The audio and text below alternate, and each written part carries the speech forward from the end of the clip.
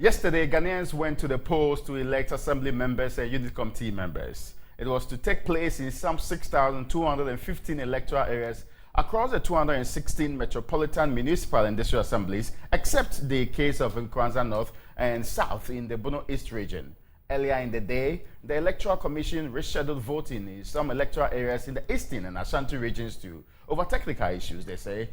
This is the 8th time Ghanaians went to the polls to elect their local level representatives since the country opted for a democratic rule in 1992. The last district level election held in the country was in November, somewhere 2019, 4 years ago, while the first to the state elections were held in 1988 to 89, 1994, 2002, 2006, 2010, and 2015. According to the District Assembly Elections Act, the District Assembly elections are to be held every 4 years and shall be held at least 6 months apart from elections at the parliamentary level. Over 66,000 candidates contested for the district level election and unit committee positions in this year's election.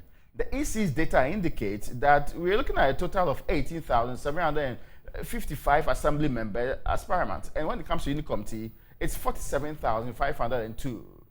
More than just that, this gives up the 66,257 that stood for the elections. Out of the 18,755 assembly member elections that happened, as in like those who wanted to be assembly members, 17,000, that is 94%, were men or males, whilst females were just a paltry 6%.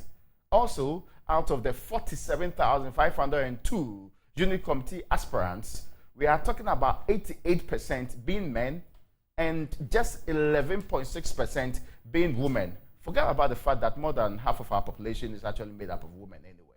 The exercise, since its inception in 1988, has always been met with voter apathy and lack of enthusiasm, even though it's been touted as one of the best platforms for citizens to participate actively in selecting their local representatives. The data shows that in the 1988, 1989 election, voter turnout was 59.3%, almost 60%. However, in 1994, the figure reduced drastically to 29%.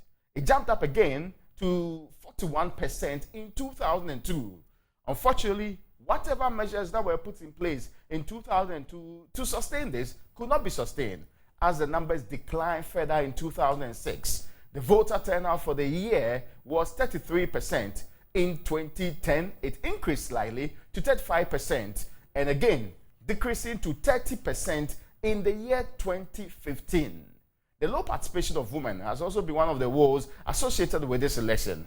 But tonight, we are putting the spotlight on the governance system that spawns this election. That's our local government system, and whether or not a system that sought to give voice to the voiceless and bring governance to the grassroots is really delivering. And the ultimate question being here, whether it is still fit for purpose. Joining me for this all-important conversation is the Ahafo North MP, and he is the Vice Chairman of the Local Government Committee and Rural Development Committee in Parliament of the Republic of Ghana, the Honorable Suleiman Adamu Sanid. Honorable, you're welcome to Upfront. Thank you, Raymond. I hope you are doing well. Very well. We will soon be joined in studio by his colleague, Deputy Ranking Member from Ho Central, Benjamin Podo.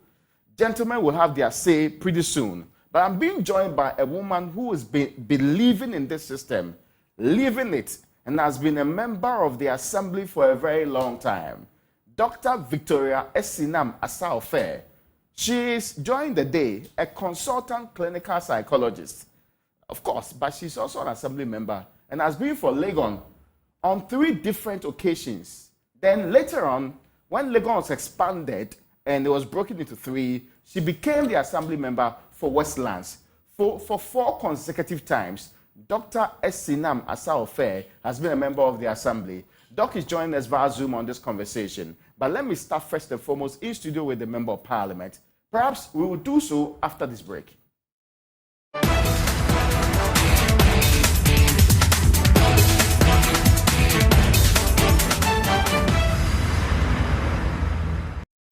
You're welcome back to Upfront. My name is Raymond Acquah, and our conversation today is to try and put into perspective the entire concept that I've said earlier on is supposed to give voice to the voiceless and also give representation and bring governance to the lowest level. But hasn't been delivering on that. That's just yesterday. There was an election.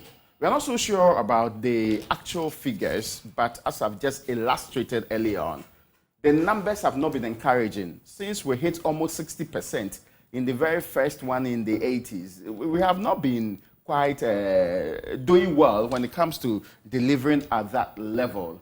And as I did mention, that joining me in studio is one of the committees in Parliament that's not very partisan. That's the Local Government and Rural Development Committee.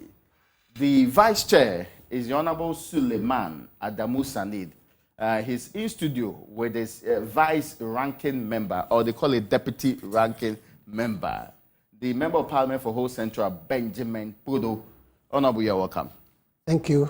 And it's been a long time. Yes. Honorables, you're welcome once again. Thank you, Raymond. Now, let me start with you because I also have a member of the Assembly, Dr. Esinam, Victoria Esinam Asaofe, on Zoom. She joins us. And, okay, now I can see you in your full glory. Many thanks to you for joining us. I'm starting in studio with some brief comments from you, gentlemen.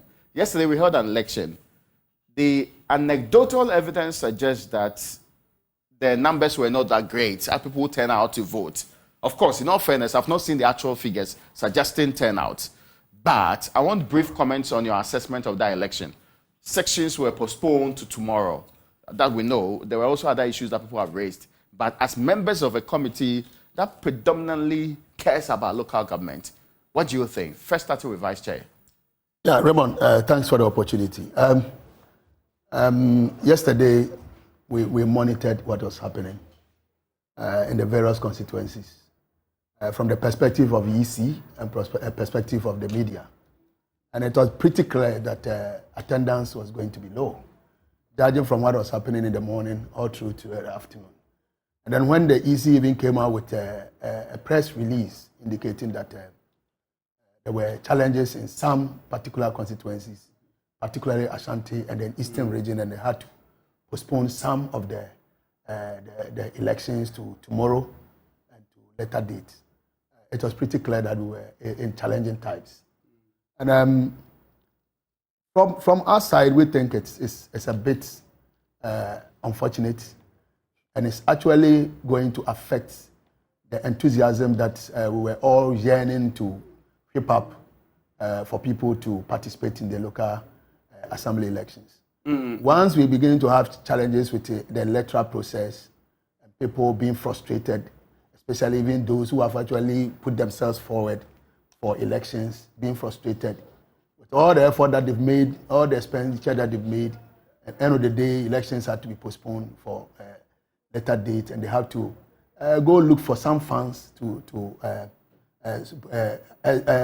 what do you call it, prosecute the agenda. Was definitely going to affect enthusiasm, and it's likely to affect future elections regarding the local assembly elections.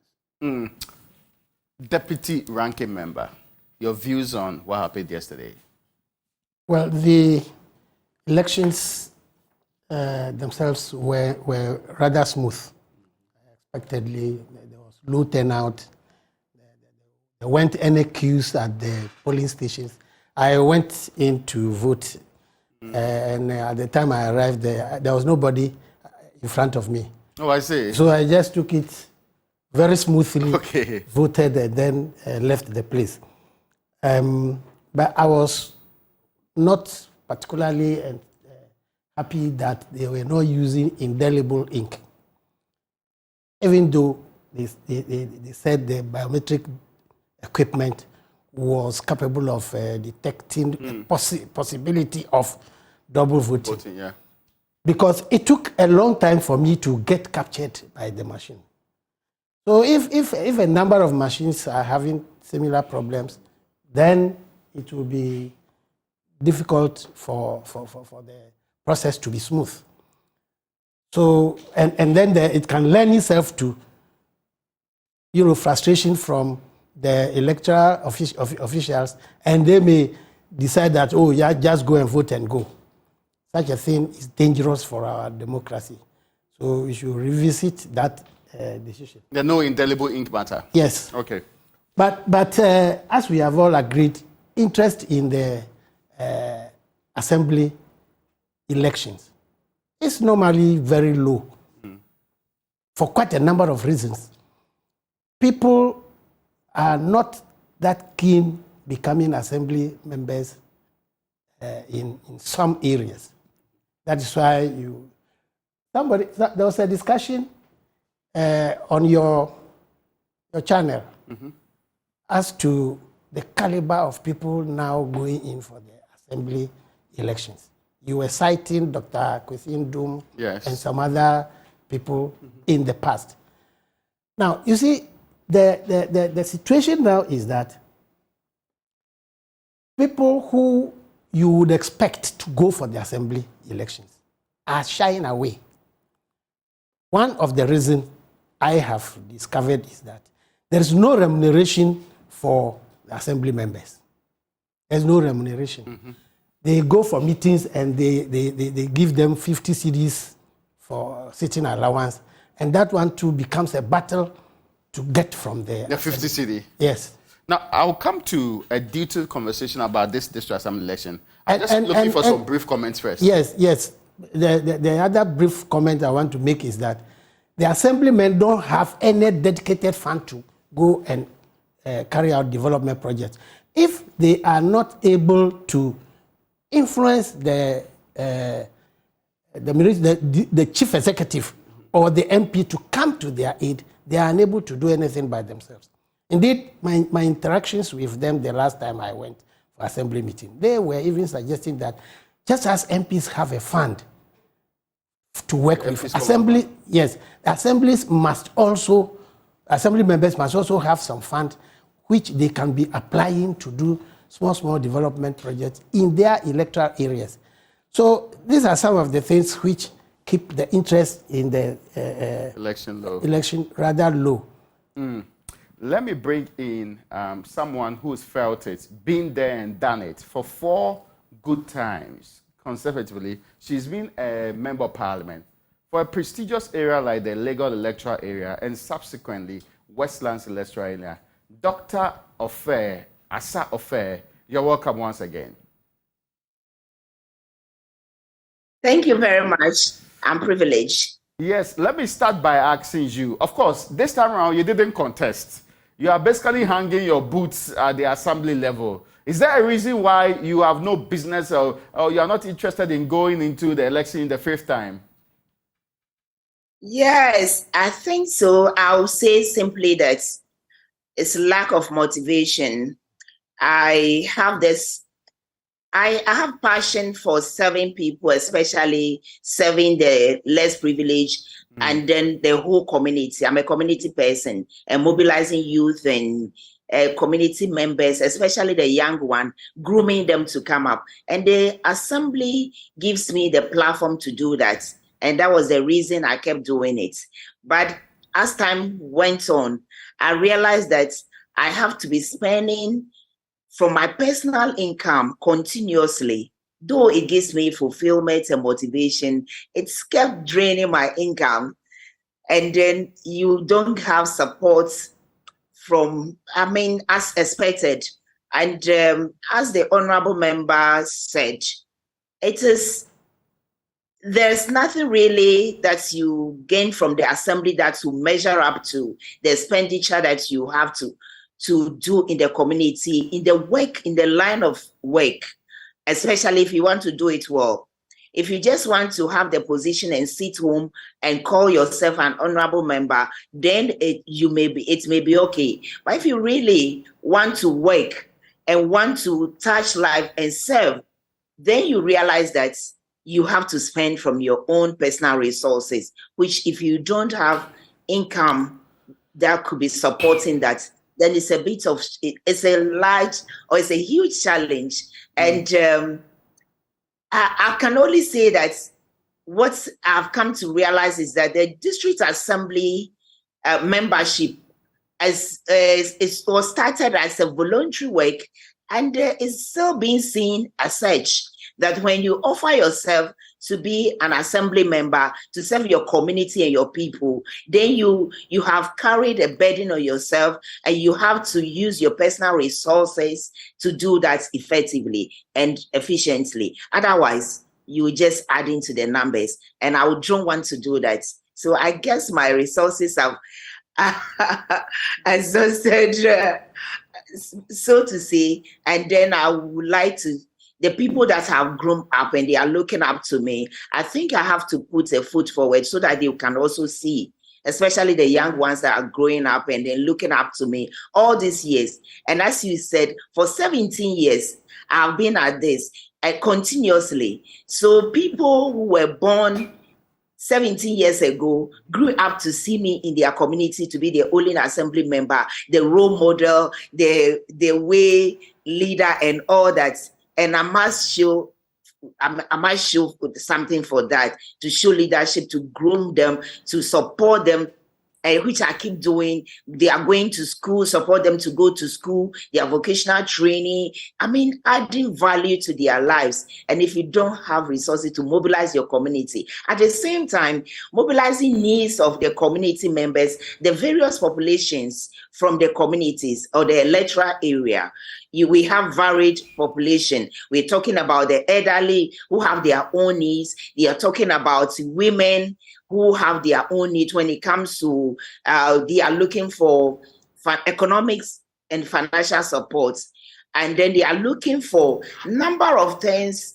And then here I find myself in a community that has a lot of elite. So you can see it's elite, it's a mixed community or electoral area, but it also has the downtrodden, the middle class, the upper class, and the educational institutions. You look at the University of Ghana, you look at JIMPA, you look at the schools in the area, and then you know that you have this population looking up to you, and you have to measure up to their expectation continuously. And that's the reason why you keep voting for you, and they keep voting for me. And I realize that what I am getting, the resources that I'm drawing, the support that I have to be giving them, as keep dwindling.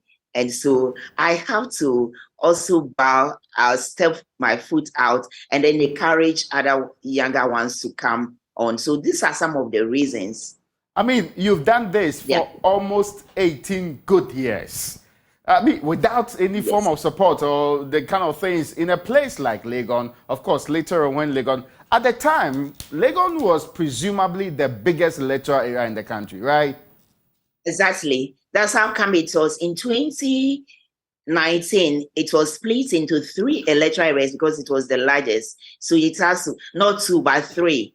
So I was managing that electoral. I just imagine interacting and having needs of students, even the university students, who at the time it was split, they were like about 25,000. Yeah. And you see, I also lecture, I teach at the university. So I have rapport with the lecturers, and then I also have rapport with the other workers, the porters and the security persons and everyone, the students and all that. And so they all have different needs. Some will come with guidance, with financial support. Others will be support for institution. They need to do registration for. I remember a church in the University of Ghana campus wanted to register the institution, and then they called upon me, and I quickly have to run up and down to get that done, which I mean to be particular, Legon interdenominational. And so I had to go quickly do that.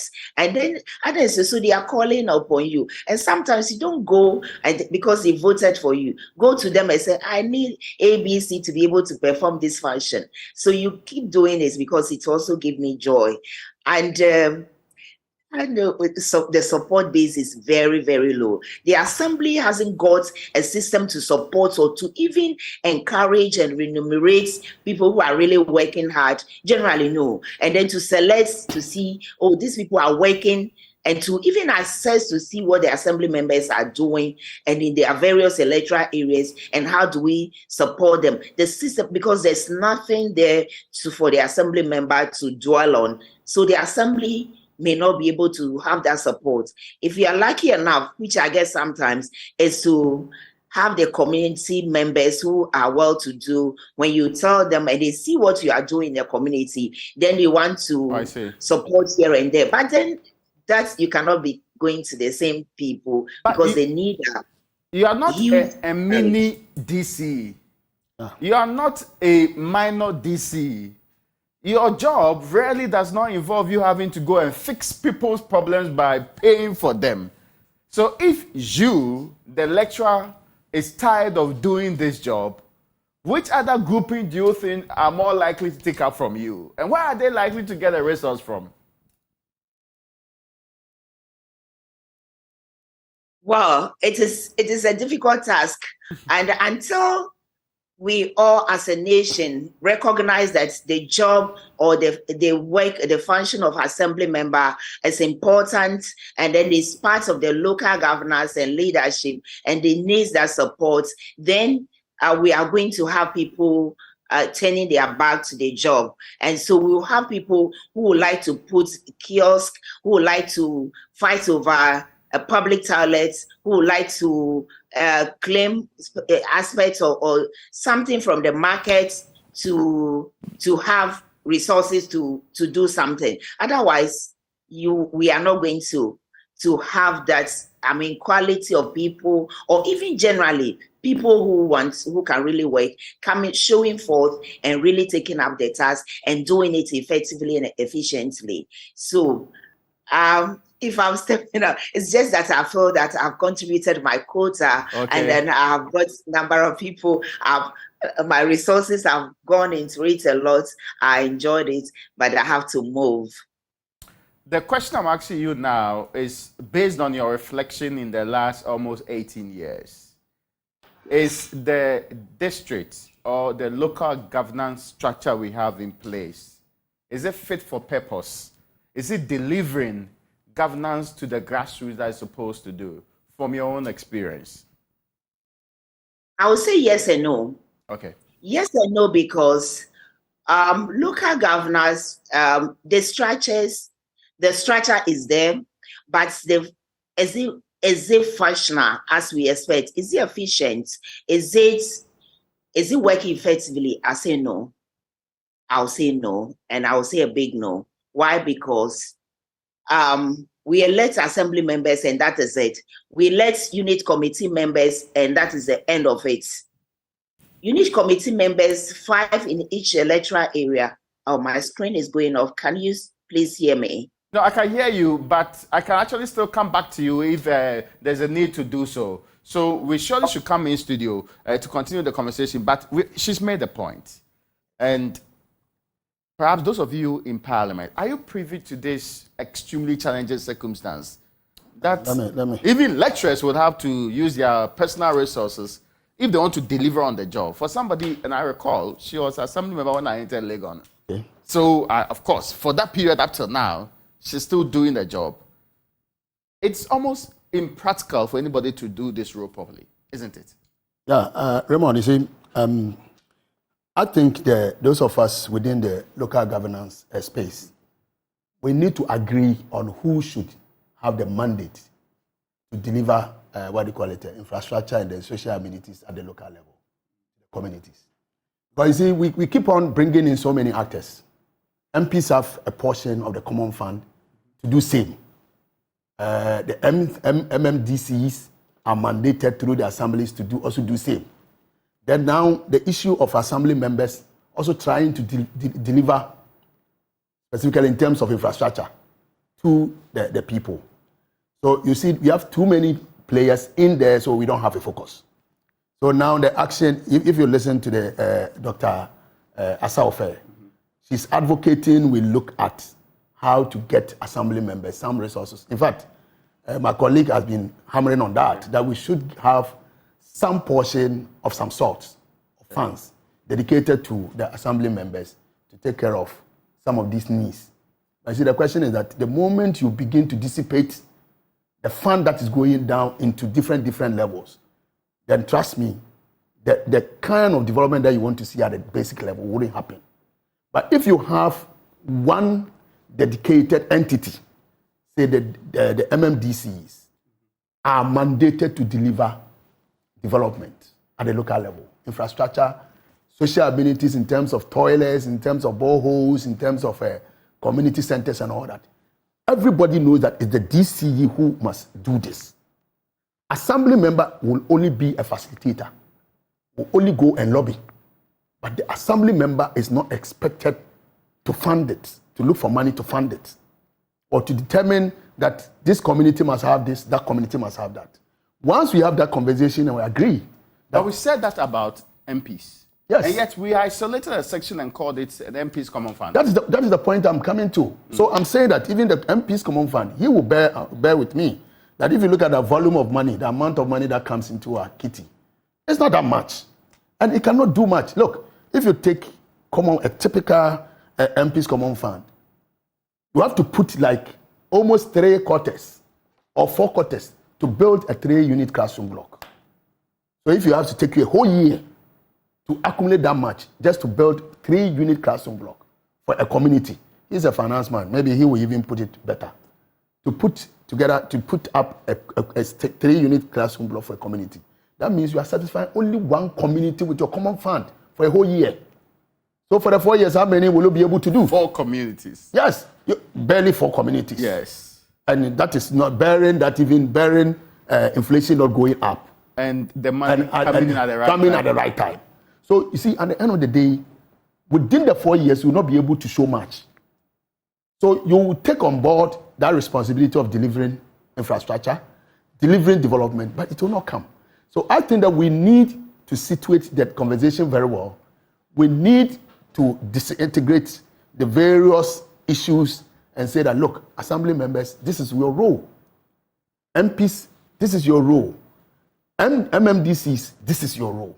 Then we agree on that. So when there are issues, we know where to locate the blame. But as it is now, everybody blames the MP. If the person doesn't get his road fixed, he blames the MP. Not the DCE. Not the DCE, not the executive.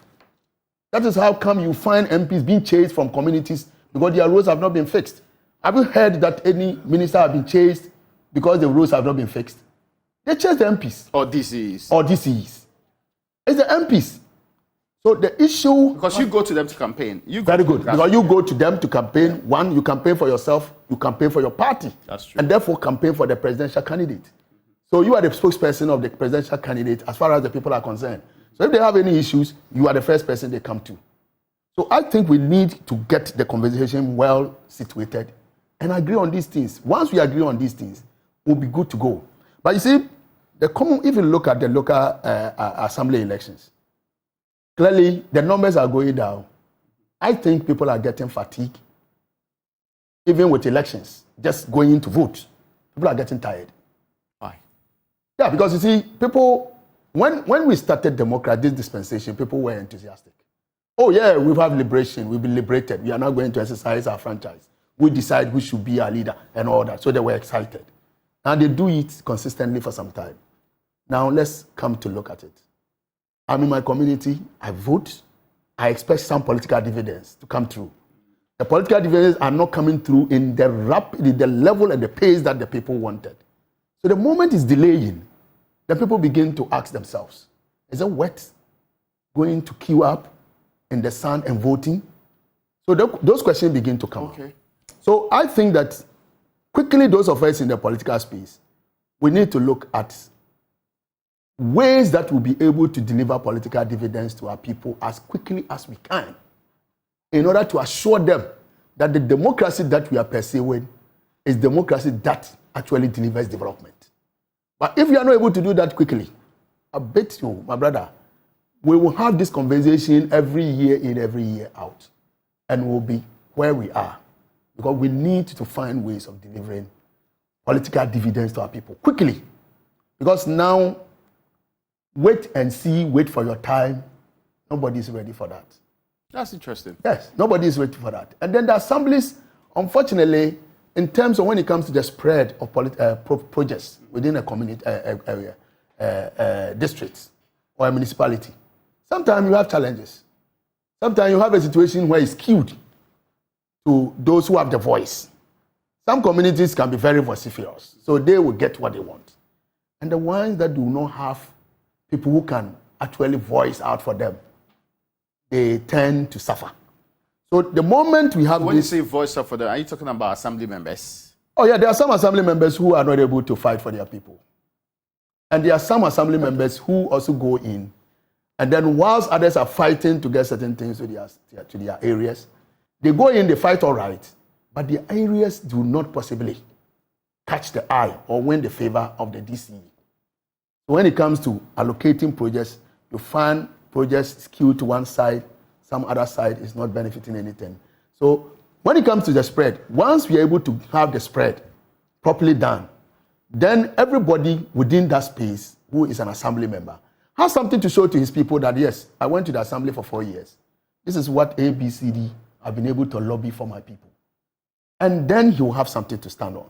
But a situation where, like the lady was saying, a situation where nothing is coming through, then you are compelled to use your pocket money. To do certain things because you are looking at survival as a politician. Yeah, because you know that next time you'll be going in again for elections. What do you show for it? So if you can marshal some personal resources, some from friends, some from elsewhere, you try to put up something to also tell the people that, like, it's been difficult, but I've been able to manage to get this for you. So you have something to show. So I think the spread in terms of projects should be looked at.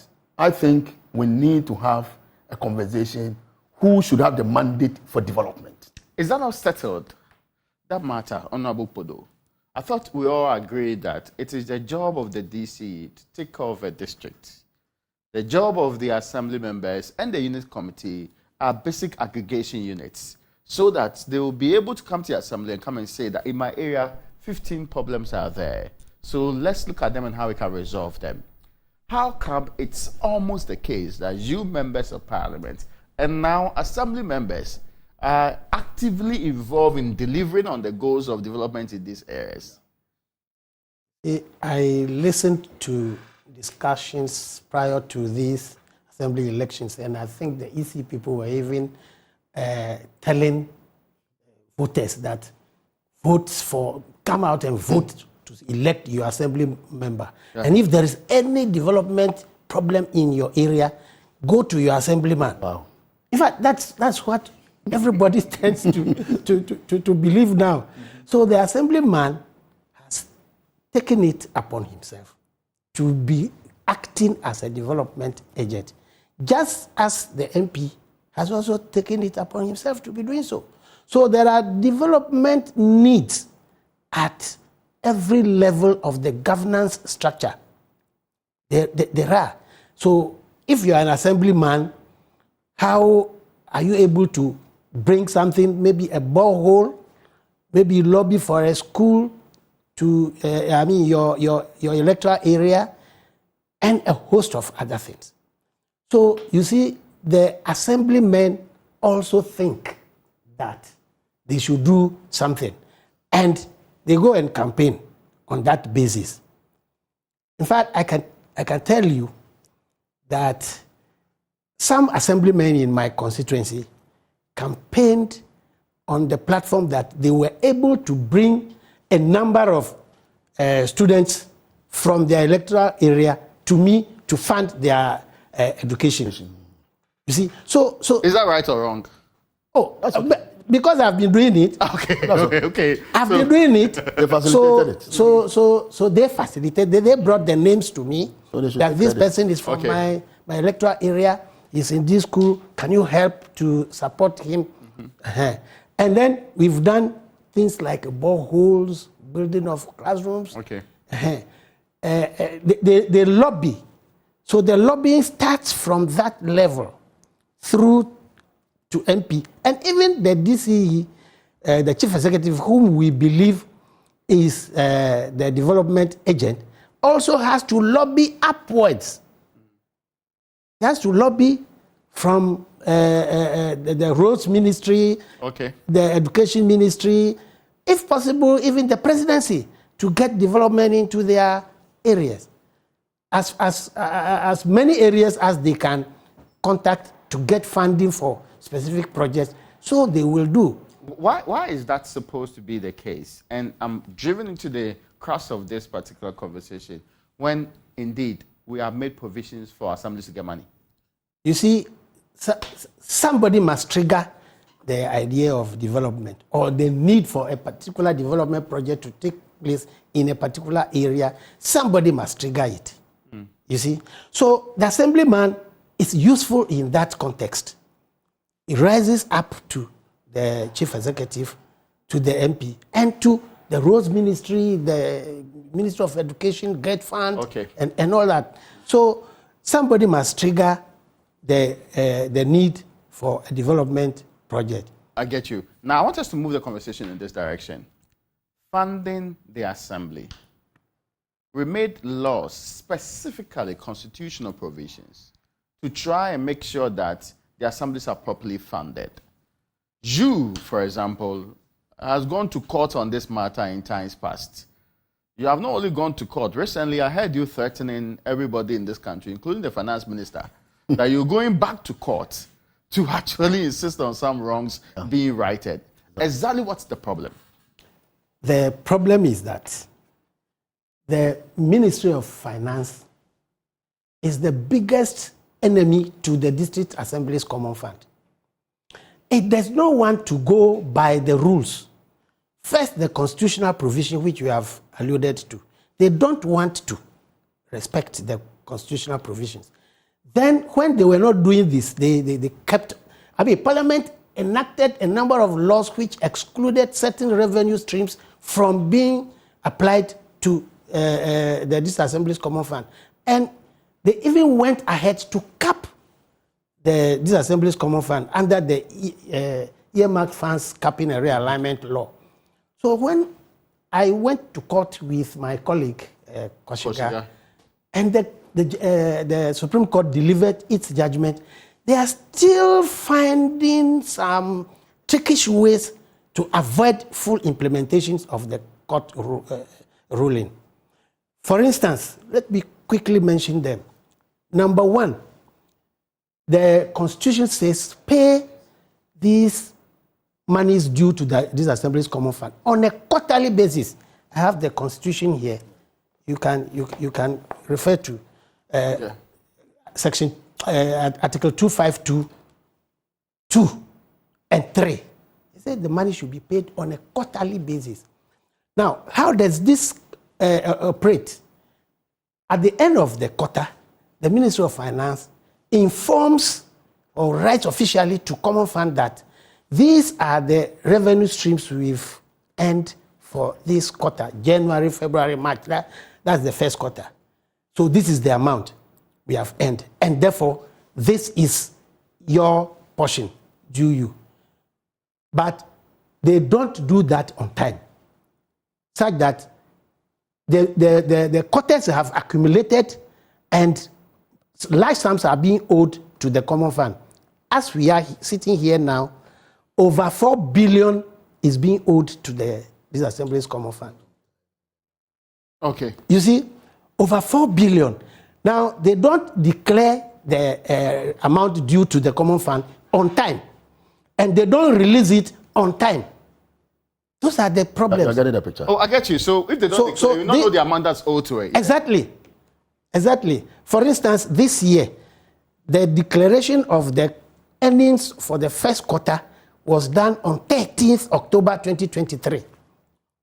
So first quarter is gone, second quarter is gone. We were in the fourth quarter before the Ministry of Finance wrote to this Assembly's Common Fund how much they are entitled to in the first quarter. So were they paying? No. Because if they don't declare, they can't pay, right?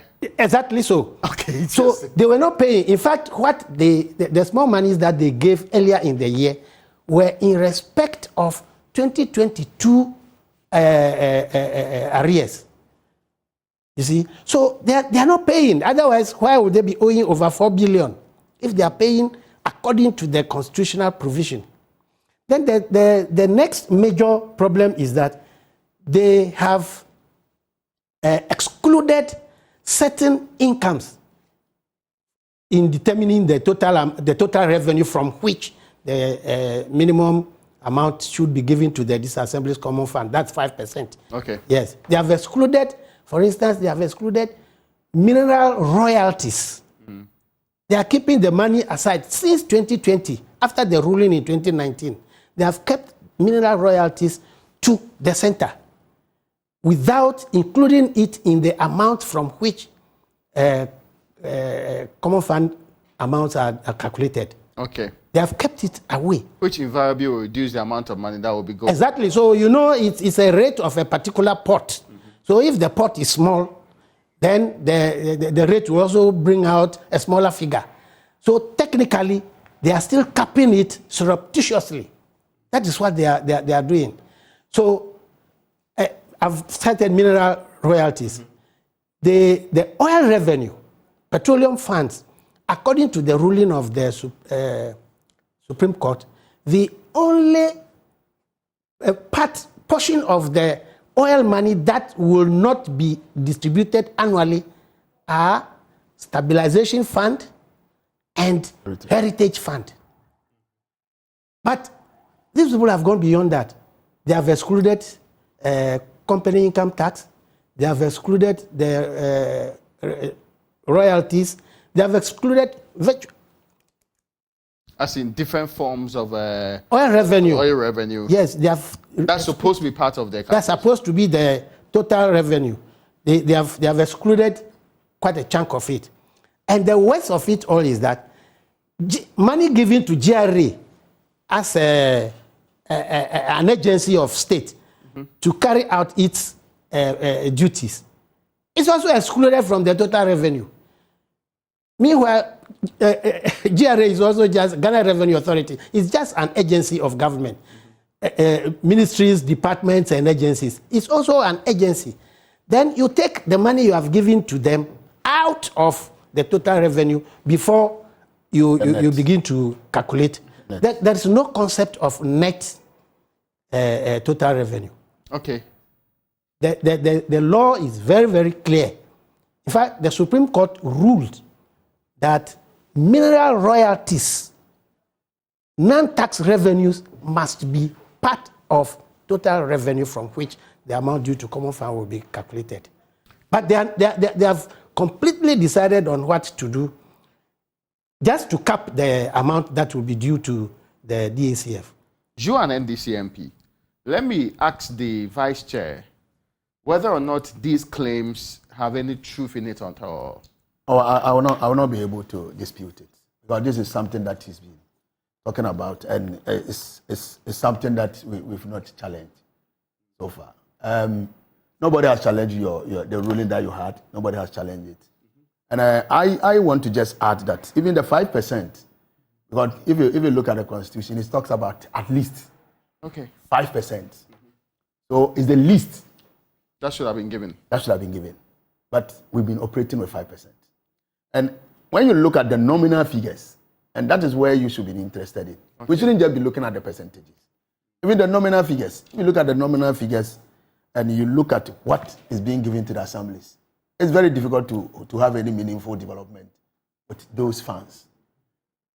Because on average, it's not something that you can even do serious development. So the money is not enough. Yeah, it's not enough. And yet we are using some modes to actually reduce. And you see, unfortunately, the assemblies are also, in a lot of the assemblies, do not have the capacity to raise IGF. Okay. They are not able to raise enough IGF to support the activities. So they rely solely on the Common Fund. The Common Fund comes in. Yes, there are also D parts that also comes from the ministry and all that. But largely, they rely on the Common Fund. The Common Fund is not enough. So the few mini assemblies that are able to raise good IGF, the IGF are supposed to be added to or supplement what they are getting from government. But in most cases, they also get the IGF, and then how they even apply it is also a challenge. But Vice Chair, have you summoned the Finance Minister and asked him, why are you not delivering on the constitutional and other court directives that you are supposed to deliver? You are a big man on the committee. He is the Vice Chairman. Yes. Let me help you. No, I want him to be the one answering the question.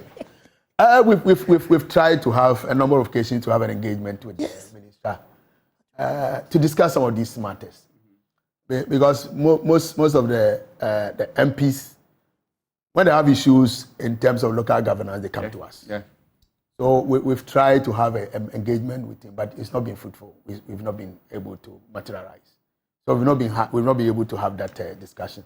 Is that why you are threatening to go back to court? Yes, that is that. In fact, currently, my documentation is with my lawyer. Okay. The one who took me to the Supreme Court. So he's looking at the ruling and then the revelations that are coming up about the implementation. So we are fashioning out a way that we can compel the ministry to respect the ruling of the Supreme Court. I'm not a lawyer. I don't know whether we still have to go back to the Supreme Court or you will have to go to the High Court to get the High Court to enforce the ruling of the Supreme Court. But definitely, we are on the way. We are on the way to court. Now, it's interesting. Let me bring in Esinam, who is supposed to be part of an assembly that should be raising money. When you hear what happens to even the money that's not enough to share with you, of course, you are living in that particular role. But is there a future for our local government system? Yes, I think there's a future, and we just need to understand the rules and the regulations that govern the local governance. In our Ghana's local governance, and I'm sure that when you read it at 462 and then 936, that's the 462 1993, established in 1993, Okay. and then the 936 of 2016. It is established that the districts, the MMDs, the municipal, or you can call it the district assemblies, are the ones, or the MMDs, the district municipal, metropolitan municipal and district assembly chief executives are the ones to drive development. And they don't do this they alone. They have that is why the assembly system is there as the decentralized system, Okay. so that the assembly members work as a cabinet with the district chief executives. Then the unit committee members, 5 in each electoral area, form committee with the assembly member, gather information from the community or the electoral area, take it to the assembly for the deliberative role, and bring back information to the community. And in doing that, you pick up the important developmental needs of the people, and be able to raise income through the assembly to be able to have that development. And I believe that with that, when we implement this, then each assembly or municipal district area should be developing at a decentralized level. Okay, I get your point. Assembly members. And I'm very grateful to you for your time. Forgive me, I've run out of time. I need to wrap up in studio. Gentlemen on the Local Government Committee of Parliament, tomorrow is the final leg of the elections. We are told somewhere in the Eastern and Ashanti region, they are wrapping it up. I want final comments on that briefly. Then I also want you, if it's possible, to tell us whether there is any future for local governance in this country.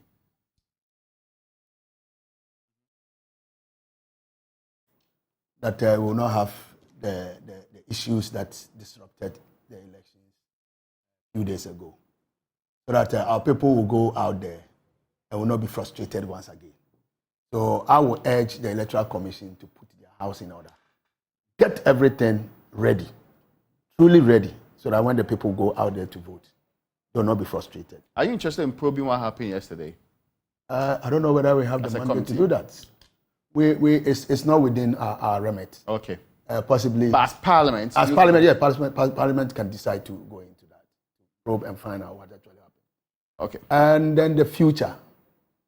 I think that we need to have that conversation.